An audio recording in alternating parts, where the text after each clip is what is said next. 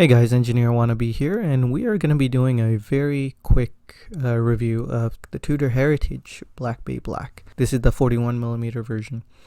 So let's get this right out of the way. It's far too big for my wrist. I understand, I get it.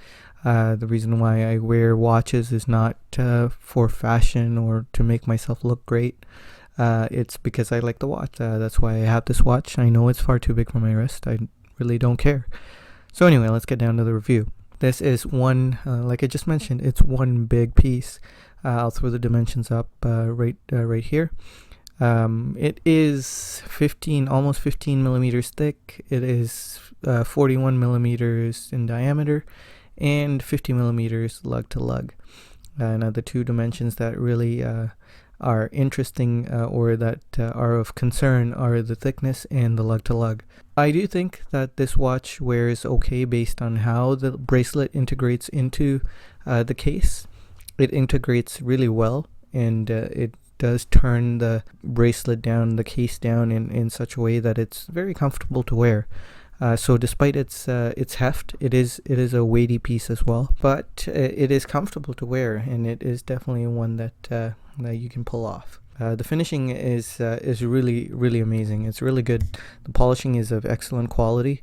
There's a beautiful bevel going down either side down the lugs. Really excellent finishing. I compared it to a Submariner side by side, and I'd say the finishing on the Black Bay is better. Grand Seiko has been the best case finishing I've ever seen, and I'd say Tudor gets pretty close. It doesn't have the intricacy of Grand Seiko if you really get down into it and look at it with a loop or something, but it is excellent finishing. The bracelet is very nice. It's a solid bracelet through and through. It's got these 4 rivets on either side of it.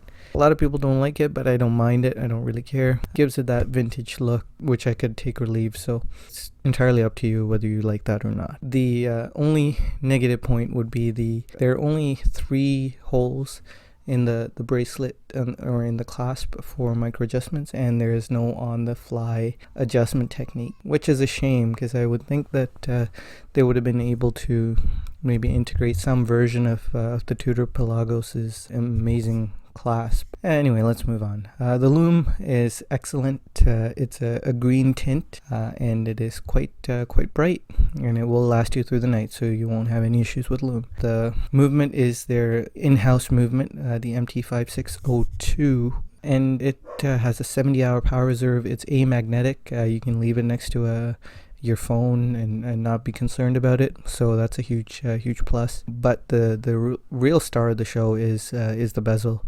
It sounds and feels absolutely amazing.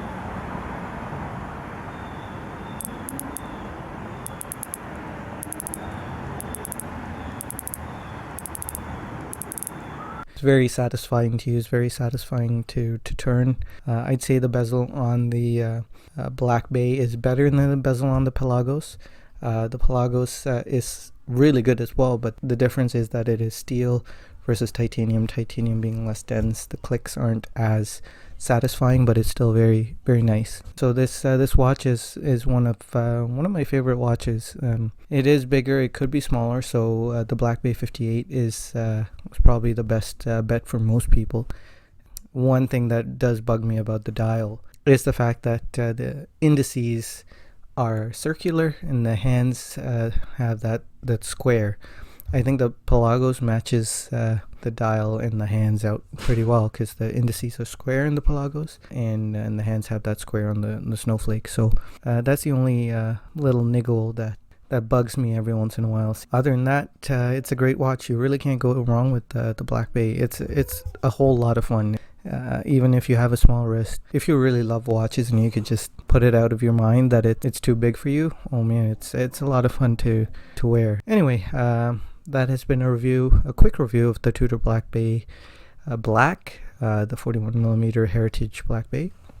Hope you guys enjoyed it. Let me know what you think in the comments, and I'll talk to you guys later. Take care. Bye.